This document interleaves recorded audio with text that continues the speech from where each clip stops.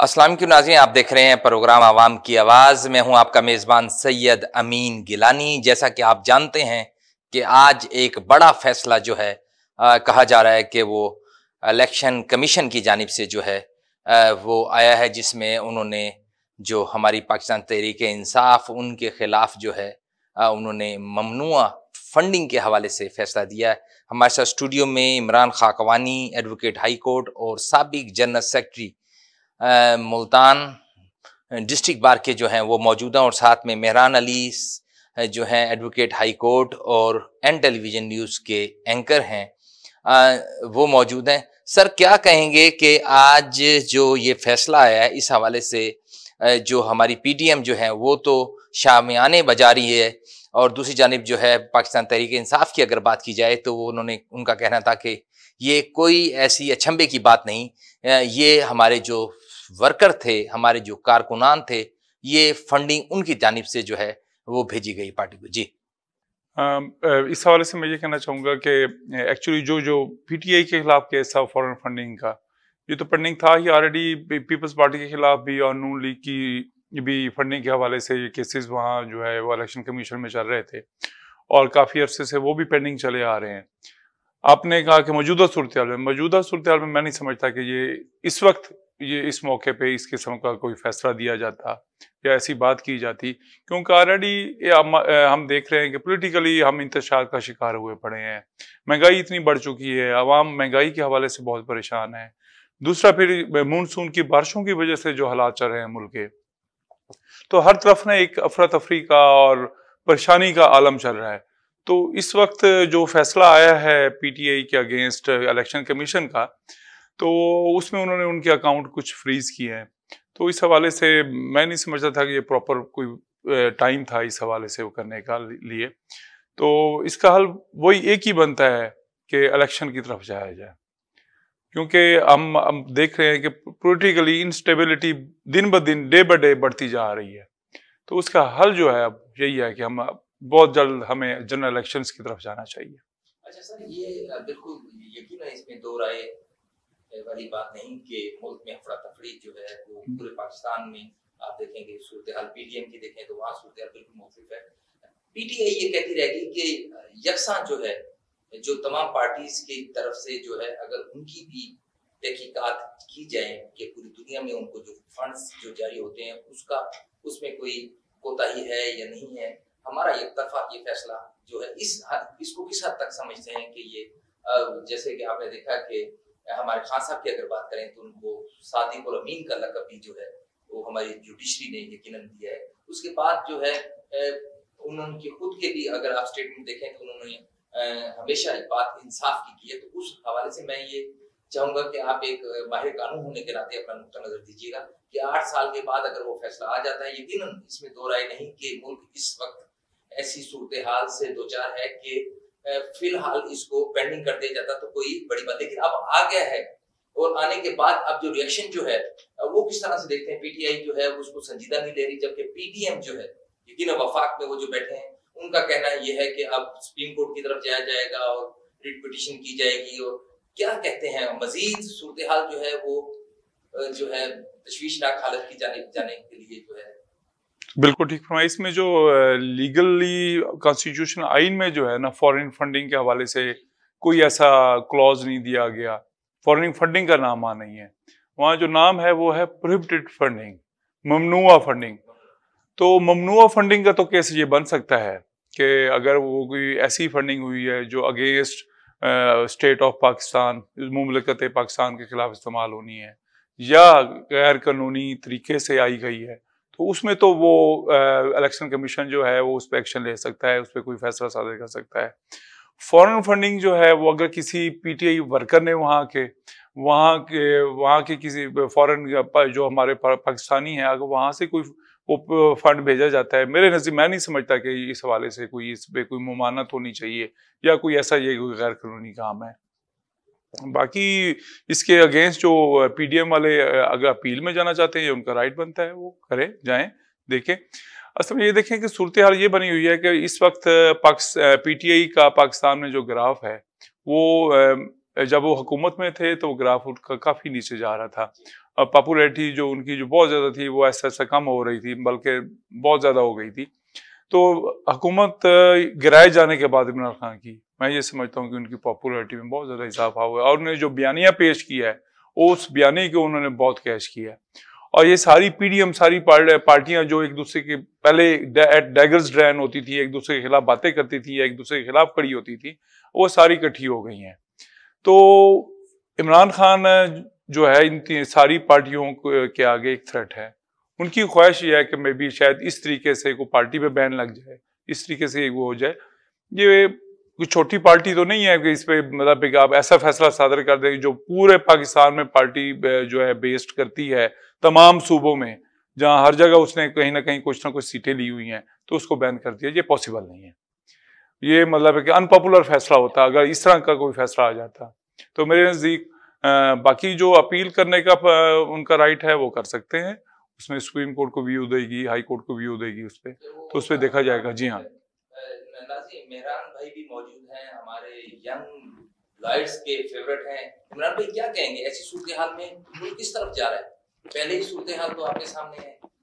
देखें, ये बात तो अज़ल से आ रही है कि जब एक हुकूमत इक़्तिदार में आती है तो वो दूसरी हुकूमत की इम्पीचमेंट करने खड़ी हो जाती है। अब वही कुछ जो है वो इस हुकूमत में भी हो रहा है। जैसे नून लीग जो है इक़्तिदार में आई है तो उन्होंने पीटीआई का जो है वो तख्ता बिठाना शुरू कर दीजिए। इस हवाले से सही कहा है, आई थिंक इमरान भाई ने जो है ना बड़े पुट इट वेरी ब्यूटीफुली कि अगर एक लेजिटिमेट जो है फंडिंग हुई है तो आप उसकी तो फिर कहीं ना कहीं जो है आप उसकी किरदार का शिकार ही नहीं सकते। हाँ, अगर लेजिटिमेट है या कोई ऐसी है जिसका कोई ना कोई हाथ पाँव है जो आपको लगता है कि वो जो है नहीं होनी चाहिए थी या मुल्क के मफाद के खिलाफ है, चले वो हम मान लेते हैं, उस हद तक तो ठीक है।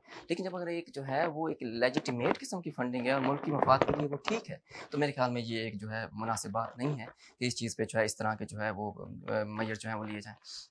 सेकेंडली ये कि इस टाइम पर जब मुल्क जो है वो इंतहाई मुल्क में गुर्बत, बेरोज़गारी, महंगाई और इस तरह की बेशतर चीज़ें जिसने मुल्क को बिल्कुल बेड़ागर करके रखा हुआ है, इस टाइम पर आकर जो है वो हुकूमत अपने टैक्टिक्स खेलने खड़े हो जाए सिर्फ इसलिए क्योंकि उन्होंने अपना ग्राफ ऊपर लाना है, तो मैं समझता हूँ ये गैर मुनासिब बात है।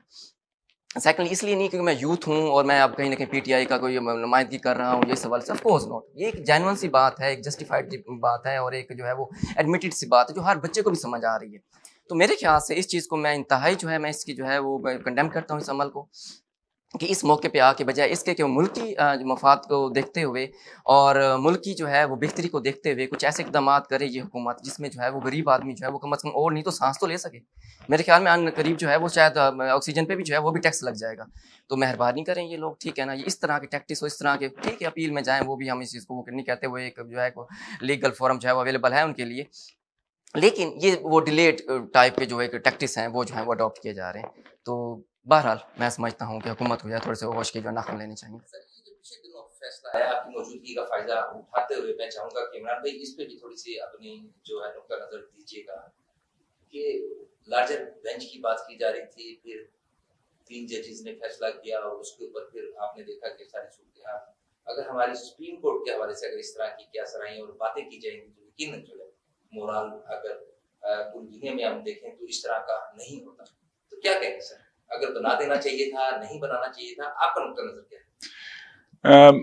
अगर हम माजी को कंगाले ना, माजी में हमेशा यही रहा है कि जिस पार्टी के अगेंस्ट फैसला आ गया है और दूसरी पार्टी के फेवर में आ गया है तो हमेशा वो जिसकी फेवर में आता है वो कहते हैं जी बड़ा माशाल्लाह सुप्रीम कोर्ट ने बड़ा अच्छा फैसला दिया है, कोर्ट्स ने, जजेस ने बिल्कुल मेरिट पे फैसला दिया। और जिसके अगेंस्ट आया हुआ होता है तो वो ये कहते हैं नहीं जी हमारे साथ ये हो गया, हमारे साथ ज्यादती हो गई है। तो ये जजेस बैठे हुए हैं, ये भी बायस्ड हैं, ये भी किसी पार्टी से उनका एफिलिएशन है, इस किस्म की बातें शुरू हो जाती हैं जो मैं ये समझता हूँ कि बिल्कुल हकीकत में रियलिटी से बिल्कुल इसका कोई ताल्लुक नहीं है।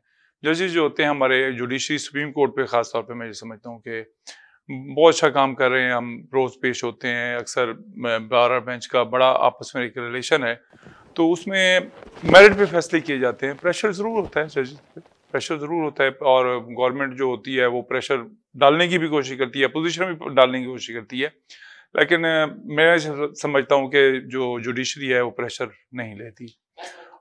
और बाकी ये जो फैसला आया था अभी जो आया है, पिछला जो इमरान खान के अगेंस्ट फैसला आया था वो उसमें भी ये 3 जजेस थे, तो उस वक्त तो ये इनको बहुत अच्छे लग रहे थे, तो इसलिए मैं ये समझता हूँ कि ये जो फैसला अगेंस्ट आ जाए तो वो कहते हैं कि नहीं जी, ये हमारे खिलाफ ये साजिश की गई है, हाँ आ जाए, तो बस ये रविश हमें छोड़ देनी चाहिए आप।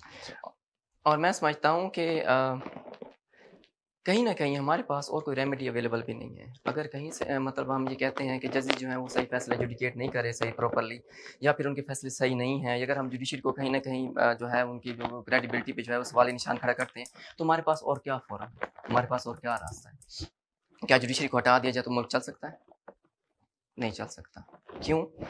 तो डज़न्ट मैटर, ये वैसे एलिगेशन बड़ा लगाया जाता है कि जी डिले जो है वो रिलीफ मिला जाता है क्लाइंट को, या फिर इस तरह की कुछ भी आप कह दें, लेकिन एटलीस्ट रिलीफ मिल तो जाता है, ठीक है? इससे हट जाएँ हम, फॉर इंस्टेंस हमारे पास कोई और जगह है जहाँ पर हम रिलीफ के लिए जाएँ, तो मेहरबानी करें जो है जजेस की वैरास्टी क्रेडिबिलिटी को जो है वो आप कहीं ना कहीं डिफाइन ना करें, ठीक है ना? ये एक अपने मफादात को सामने रखते हुए तो आप किसी एक ऐसे इदारे पे सवाली निशान खड़े कर दें जो कि मुल्क की मफाद के इंतहाई खिलाफ है, तो ये गैर मुनासिब बात है।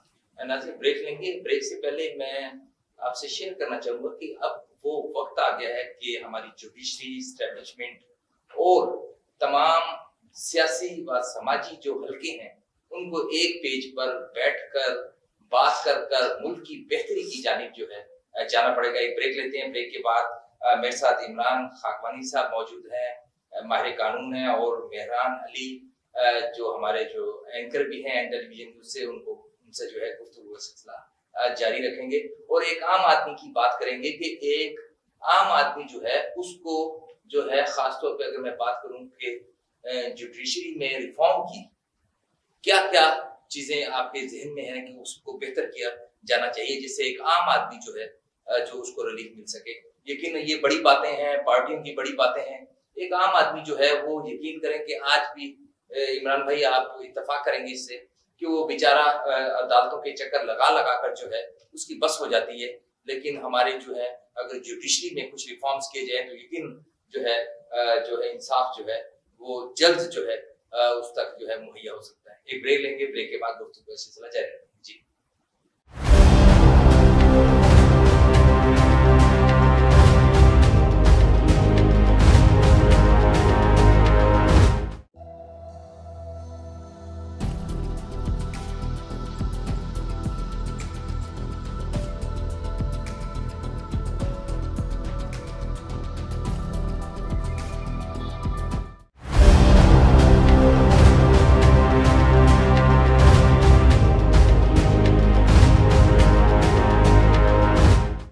नाज़रीन, वक्फे के बाद गुफ्तगू का सिलसिला जारी रखेंगे। मेरे साथ स्टूडियो में मौजूद हैं इमरान खाकवानी, एडवोकेट हैं हाई कोर्ट और साबिक जनरल सेक्रेटरी हैं डिस्ट्रिक्ट बार एसोसिएशन के मुल्तान के, और यकीन हर दिल अजीज शख्सियत एंड टेलीविजन न्यूज़ की मेहरान भाई मौजूद हैं, माहिर कानून है जैसे कि आप जानते हैं, तो उनसे भी गुफ्तगू करेंगे।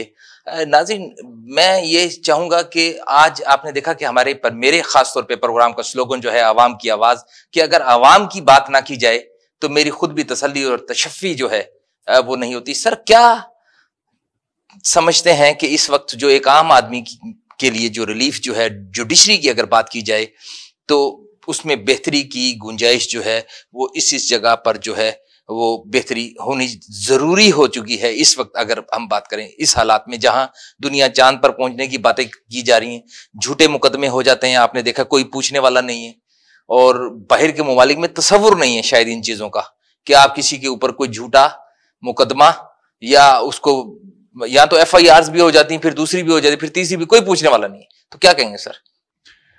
उसमें सबसे पहले तो मैं ये जो जुडिशल रिफॉर्म्स के हवाले से बात करना चाहूँगा। एक तो हमें सबसे पहले नंबर ऑफ जजेस जो है ना वो बढ़ाने पड़ेंगे। हमारे पास नंबर ऑफ कोर्ट्स बहुत कम है, केसेस बहुत ज़्यादा हैं। दूसरा, हमारे अपने अगर क्रिमिनल या फौजदारी हवाले से देखें तो इन्वेस्टिगेशन करने का जो स्टाइल है उसको बेहतर करना पड़ेगा। इन्वेस्टिगेशन जो पुलिस के अंदर रिफॉर्म्स लानी पड़ेंगी, पुलिस के इन्वेस्टिगेशन ऑफिसर्स को ट्रेन करना पड़ेगा, इन्वेस्टिगेशन कैसी की जाती है, और जदीद तरीक़ों से वो जो है वो पैरामीटर्स पे हमें उसको इस्तवार करना पड़ेगा।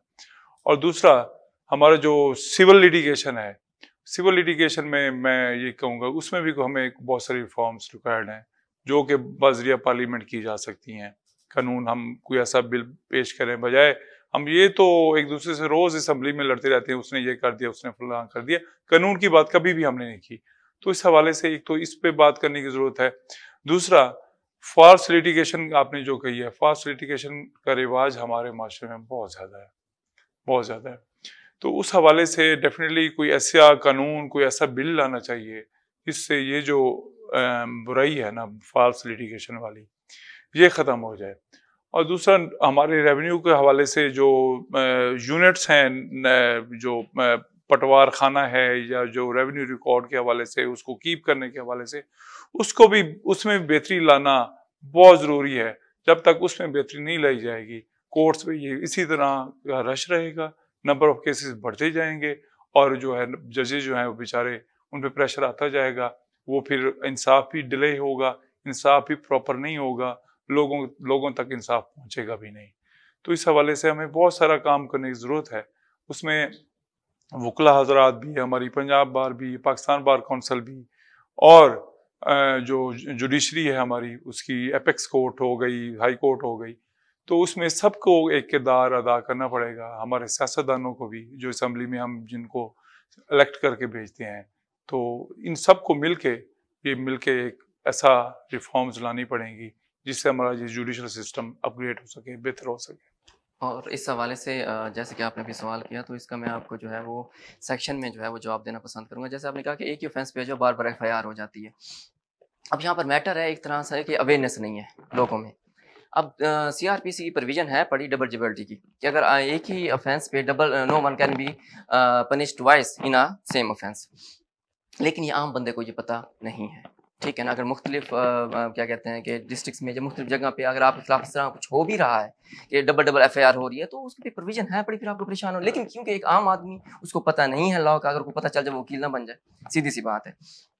तो एक इस हवाले से जो है वो तो अवेयरनेस क्रिएट करने की ज़रूरत है। सेकेंडली ये कि मैं समझता हूँ कि अगर आप समझते हैं कि रिफॉर्मेशन जो है वो रिफॉर्म्स आने चाहिए, वो तो ठीक है, आने चाहिए, लेकिन कहीं ना कहीं मैं समझता हूँ कि अगर एक जज साहब हैं और उनके पास 150 केस जो है वो लगा हुआ है, और वो एक सिंगल पर्सन है जो कि बैठा है कोर्ट में, तो वो सारे दिन में, डजंट मैटर कि वो जितने बजे भी ऑफ कर रहा है, तो क्या वो 150 की जो कॉज लिस्ट है उसको डील कर सकता है? नहीं कर सकता। एक मेडिकली भी ये चीज़ जो है वो जो है इसमें समझ में नहीं आती। तो मेरे ख्याल में जो नंबर ऑफ जजेस हैं उनको भी इंक्रीज करने की ज़रूरत है। अब आ जाते हैं नंबर ऑफ जजेस को इंक्रीज करने के लिए, नो डाउट मतलब रैंडमली जो है वो सीट्स आती रहती हैं सिविल जज के लिए भी, एडिशनल के लिए भी, लेकिन जो सक्सेस रेशियो है स्टूडेंट्स का वो बहुत कम है। मतलब पेयर तो बहुत सारे हो जाते हैं, लेकिन जो उनमें जो मतलब कामयाब होते हैं वो उम्मीदवार बहुत कम है। अब इस हवाले से भी मैं समझता हूँ कि जड़ को पकड़े ना, जरा थोड़ा आगे ना डीप रूट पे आके आप उस चीज़ को टैकल करने की कोशिश करें। इस हवाले से जो जुडिशल अकेडमीज हैं वो चाहिए कि उनका जो है थोड़ी सी उनकी जो तादाद है वो बढ़ाई जाए, और स्टेशंस पे, छोटे स्टेशंस पे जो है वो जुडिशल अकेडमीज बनाई जाए। यकीन करें बच्चे जो है वो राजनपुर से, मुजफ्फरगढ़ से, लिया से और मुख्तलिफ जो एक मतलब पसमानदा जो इलाके वहाँ से उठ के वो बेचारे लाहौर जाते हैं। अब वो शख्स जो वहाँ से जा रहा है वो वहाँ पे एक तो इनिशियल जो एक्सपर्ट टीचर्स हैं वो भी टॉलरेट करे, साथ साथ उसकी जॉब भी नहीं है क्योंकि वो भी वहाँ पे पढ़ रहा है, तो प्रैक्टिस उसकी वहाँ पे चल नहीं सकती क्योंकि नया स्टेशन है, तो उसकी कॉज लिस्ट बन नहीं सकती, वहाँ पे जानता ही नहीं उसे, तो ये उसके लिए बड़ा मुश्किल हो जाता है। तो मेरे ख्याल में जो ये डिस्ट्रिक्ट्स हैं वहाँ पर भी जुडिशल अकेडमीज जो है उनको क्या करना चाहिए कि बनाना चाहिए, ताकि उस स्टूडेंट के लिए, उस शागिर्द के लिए, उस बच्चे के लिए, उस वकील के लिए जो कि जुडिशरी के पेपर देना चाहता है उसके लिए आसानी हो जाए, एक्सेसिबल हो जाए। तो ये भी एक चीज़ है मेरे ख्याल में। ये फिर क्योंकि अब ये तो नहीं क्योंकि बड़े शहर से उठ के तो वहाँ पे जाके जुडिशल अकेडमी जाके बनाएगा, तो ये भी हुकूमत को चाहिए कि वो इस हवाले से जो कुछ ना कुछ करे। अच्छा, ये मेहरान भाई ने बड़ी प्यारी बात की कि हुकूमत की सूरत हाल तो आपके सामने है, तो ये कब, इसको कितना अरसा लगेगा एक आम आदमी के जो जहन में, जो इस टाइम टेलीविजन स्क्रीन पर इमरान भाई आपको देख रहा है, सुन रहा है, वो सोचता है शायद मेरा कुछ नहीं होने वाला। हुकूमत की सूरत हाल तो आपके सामने है। आगे ये नंबर ऑफ जजेस, यकीन रेवेन्यू चाहिए, इसके लिए कोर्ट्स बनेगी तो रेवेन्यू चाहिए। मुल्क की सूरत हाल जो ऐसी है कि आप देख रहे हैं कि आए दिन टैक्स जो हैं वो इस अंदाज में लगाए जा रहे हैं कि आपको जहां कहीं से भी गुजरेंगे उस राउंड अबाउट पे, उस चौक पर, उस चौराहे पर जो है एहतजाज करते हुए बेचारे लोग आपको नजर आएंगे, लेकिन कोई सुनने वाला तैयार नहीं। तो क्या कहेंगे सर इस हवाले से? मैं तो सबसे पहले ये कहना चाहूँगा कि हमारे जितने भी इदारे हैं ना, वो सबसे पहले तो अपनी डोमेन में चले जाएं। चाहे जुडिशरी है उसको अपनी डोमेन में रह के काम करना चाहिए, एस्टेब्लिशमेंट का इदारा है उसको अपनी डोमेन में रह के करना चाहिए। ये जो अपनी डोमेन से एक्सेस करके वो इंटरफेयर करते हैं ना चीज़ें, फिर तब खराब होना शुरू होती हैं। तो पहले तो ये हमारे इदारे जो है ना वो मजबूत होने चाहिए और बेहतर तरीके से काम करने चाहिए, और जो उनका काम है वो सिर्फ वही करना चाहिए। तो उसके बाद जाके जो चीज़ें हैं वो ठीक होना शुरू होंगी। अवाम जो है ना, जो जमहूरियत है ना, मैं ये समझता हूँ सबसे बड़ा जो तब्दीली और सबसे बड़ा जो एहतसाब है वो जमहूरियत है। कि ठीक है, एक हुकूमत आ गई है, किसी की भी आ गई है, अगर उसने अच्छा काम किया है तो अप्रिशिएट की जाएगी, अगली दफ़ा दोबारा वो मेजॉरिटी लेके आ जाएगी। अगर वो अच्छा काम नहीं किया तो पॉपुलैरिटी को वो ज़ाहिर सी बात है वो ग्राफ जो है नीचे ले जाएगी और कामयाब नहीं होगी, दूसरी पार्टी आ जाएगी। ये एक प्रोसेस है, ये तरीका है। एक दफ़ा जब ये चलना शुरू हो जाएगा ना एक साइकिल में, तो वो ऐसा ऐसा चीज़ें रिफाइन होना शुरू हो जाएंगी। तो ये जो बीच में ये जो हालात अब जो हमारे मुल्क के हुए पड़े हैं, हम देख रहे हैं, हमारे सामने हैं, कोई समझ नहीं आ रही कि आज क्या हो रहा है, कल क्या हो रहा है। रोज़ हम टीवी पे बैठे होते हैं कि अब ये पीटीआई की हुकूमत आ गई है, अब जी नून लीग की आ गई, अब पीडीएम बन गई है, अब ये बन गया है। तो इस हवाले से थोड़ा सा चीज़ों को बेहतर करना, पॉलिटिकली जो स्टेबिलिटी है वो भी होना भी ज़रूरी है। दूसरा, अवाम को भी मैं ये समझता हूँ कि कानून और तरीके ऐसे बनाने चाहिए कि इक्वलिटी जो है ना वो बेसिक ज़रूरी है। गरीब के लिए कानून और है, अमीर बंदे के लिए कानून और है। जब तक ये चीज़ ठीक नहीं होगी ना, माशरा हमारा ठीक नहीं हो सकता। इंसाफ हर बंदे का राइट है, आईनी उसका हक है कि इंसाफ उसको मिले, और इंसाफ मिलना चाहिए, इक्वल मिलना चाहिए। ये नहीं है कि इमरान खाकवानी जो है वो जनरल सेक्रेटरी हाई कोर्ट का, तो वो कोर्ट में पेश होगा तो उसको रिलीफ मिल जाएगा, और एक नया वकील आया उसको रिलीफ नहीं मिलेगा। जब ये काम शुरू होगा तो फिर हमारे हालात इसी तरह रहेंगे। अगर ये चीज़ें ख़त्म हो जाएंगी तो इंशाअल्लाह ताला मैं ये समझता हूँ कि बहुत जल्द हम तरक्की की राह पे गामज़ान हो जाएंगे। जब माशरा तरक्की करेगा, चीज़ें इदारे मजबूत होंगे तो हर चीज़ ठीक हो जाएगी। तो इसमें हम सबको मिल के ये काम करना पड़ेगा। तो मैं फिर ये कहूँगा कि इदारों को अपनी अपनी डोमेन में रह के काम करना चाहिए। लेकिन ऑटोनोमस बॉडीज़ हैं तो वो अपनी ही हदूद में रहें, बेहतर है उसके लिए। बाकी जो आपने एक बात की बड़ी खूबसूरती की जी, देखिए एक कोर्ट के ऊपर दूसरी कोर्ट का जो है वो चेक है, डिस्ट्रिक्ट कोर्ट, उसके ऊपर आप हाई में चले, एचसी में चले जाएं, फिर सुप्रीम कोर्ट में चले जाएं, तो इट मीन्स कोई ना कोई चेक है ना। अगर नीचे वाला जो एजुडिकेशन है, फैसला है, कोई भी ऑर्डर पास हुआ है, तो वो कहीं ना कहीं ऊपर चैलेंज हो सकता है। तो इस हवाले से अगर कोई ये करे, अगर किसी को मतलब डिजर्व ही नहीं करता, फॉर इंस्टेंस कोई जो है एक मतलब साइल है या एक जो है उसके खिलाफ कोई फैसला आया है जजमेंटेटर के खिलाफ, तो वो कहे जी नहीं जी मेरे से बनता ही नहीं था, मेरे साथ जो है वो बुरा हुआ है। अब भाई जब आपका हक ही नहीं बनता और आप जो है वो अग्रीव पर्सन बन जाएं, तो ये तो फिर बात ना हुई ना। देखिए इस तरह की भी रेशो बहुत ज़्यादा है, ठीक है ना। तो उसके ऊपर क्या है, फिर ऊपर वाले फॉरम पे चले जाएं आप, ठीक है ना। ठीक है, नीचे से आप सेटिस्फाई नहीं हैं तो फिर आप ऊपर चले जाएं, ऊपर से भी मजीद ऊपर आप जा सकते हैं। तो इस फॉरम्स अवेलेबल हैं आपके पास। सेकेंडली, गवर्नमेंट की अगर आप बात करते हैं तो देखें वही बात घूम फिर के आ जाती है कि जब गवर्नमेंट खुद ही डिस्टर्ब है, गवर्नमेंट खुद ही डिस्टर्ब है और चेहरे घूम फिर के वहीं आ रहे हैं, ठीक है, हम कहते हैं। अच्छा, हमारे पास एक मर्जी की बात आपको बताऊं, एक तो हमारे पास स्पेस कम है। स्पेस किस तरह, ऑप्शंस कम है। किस तरह कि नई कोई पार्टी आ गई, बड़ा अरसा लगा, बड़े मतलब साल लगे उसको कहीं ना कहीं मर्ज होने में, लेकिन उस पार्टी में भी जो चेहरे हैं मतलब वो घूम फिर के वहीं आ रहे हैं। एक पार्टी का नाम चेंज हो रहा है लेकिन अगर पास से पर्दा देखें तो चेहरे तो वही हैं, मुख्तलिफ पार्टियों से निकल के, ठीक है ना। तो हमारे पास वो चेंज कहाँ से आ रहा है? जो पार्टी, अब आपने एक पार्टी का नाम लिया, ठीक है, उन्होंने अपनी हुकूमत में कोई उनका ग्राफ नीचे जा रहा था, एडमिट किया, आपने भी इस चीज़ को माना, जैसे पार्टी से आउट हुए। अब क्योंकि हमारे पास कोई स्पेस नहीं था, हमने कहा वो पार्टी ठीक है, क्योंकि हमने इसको गलत कहा, क्योंकि अब ये कुछ कर नहीं रही थी। तो जब वो 3-4 ही नाम हैं, उसी के गिर्द ही हमने घूमना है, तो बेचारी आवाम क्या करे, और हम कुछ कर भी नहीं सकते, ठीक है ना। आप ये देखें ना, अगर मेरे ख्याल से, I could be wrong actually, Musharraf के दौर में सबसे ज़्यादा तरक्की हुई 1122 उन्हीं की इसमें आया। मीडिया जिस पे आज हम बात कर रहे हैं बड़े खुले अंदाज में और बड़े ओपनली, उन्हीं के दौर में आया। इस तरह के बहुत सारे जो रिफॉर्म्स थे वो उन्हीं के दौर में हुए। तो आप क्या समझते हैं, मतलब वो डिक्टेटर का, आप वैसे तो हम कहते हैं डिक्टेटरशिप नहीं होनी चाहिए, लेकिन ये सारे काम भी तो फिर उसी दौर में हुए थे ना, मानते ना इस चीज़ को। तो मेरे ख्याल में हमारे पास ऑप्शन भी नहीं। अवाम जो है वो कहती है कि हम खुद गलत हैं, कुछ लोग कहते हैं जी अवाम ही बार बार ले आती है इनको, तो फिर हम किसको ले आए जब हमारे पास ऑप्शन ही गिने चुने हैं? तो हम कोई ऊपर से कोई एलियन ले आए या फिर किसी और मतलब सियारे से अवाम इसको जो है वो कोई एक सियासी पार्टी को उठा के ले आए? जो हमारे पास अवेलेबल है यकीन उन्होंने आना है। तो ये तो कोई खुदा की तरफ से कोई करम हो तो कोई चेंज आए, अदरवाइज मुझे तो आने वाले वक्तों में भी कोई बेहतरी नजर नहीं आ रही। जी, नए चेहरों की भी ज़रूरत है इस वक्त। नाज़रीन, हमारे साथ स्टूडियो में मौजूद थे इमरान खाकवानी, एडवोकेट हैं, हाई कोर्ट बार के और साबिक जनरल सेक्रेटरी हैं डिस्ट्रिक्ट बार एसोसिएशन मुल्तान के, और मेहरान भाई एन न्यूज़ की शान, एडवोकेट हैं हाई कोर्ट के। जो मुख्तसर जो आपने देखा कि हमारे जो माहिर कानून थे दोनों ही, एक यंगस्टर जो हैं जो हमारे मेहरान भाई, और जो हमारे सीनियर जो है कानूनदान इमरान भाई, उन्होंने बुनियादी बात बड़ी खूबसूरत की कि हर शख्स को जब अपने हदूद और क़यूद में रहकर काम करेगा तो यकीनन दूसरे शख्स को जो है उसमें परेशानी नहीं होगी। हमारे तमाम इदारों को ज़रूरत इस चीज़ की है कि वो जो आइन में उनकी जो एक ज़ाब्ता इखलाक दिया गया है उसके बीच में रहकर वो काम कर सकते हैं। और आखिर में फिर कि अब हमें इनफरादी तौर पर भी मैं ये समझता हूँ तमाम पार्टीज़ को, जुडिशरी को, एस्टेब्लिशमेंट को एक पेज पर आकर सबसे पहले पाकिस्तान का नारा लगाना चाहिए, क्योंकि पाकिस्तान है तो यकीनन आपकी पॉलिटिक्स भी जो है आप कर सकते हैं, चाहे वो पीपल्स पार्टी है, पाकिस्तान मुस्लिम लीग नून है, जुडिशरी है, एस्टेब्लिशमेंट है, लेकिन सबसे पहले पाकिस्तान। आज के लिए इतना ही, मुझे इजाज़त दीजिएगा। अल्लाह ने के पास।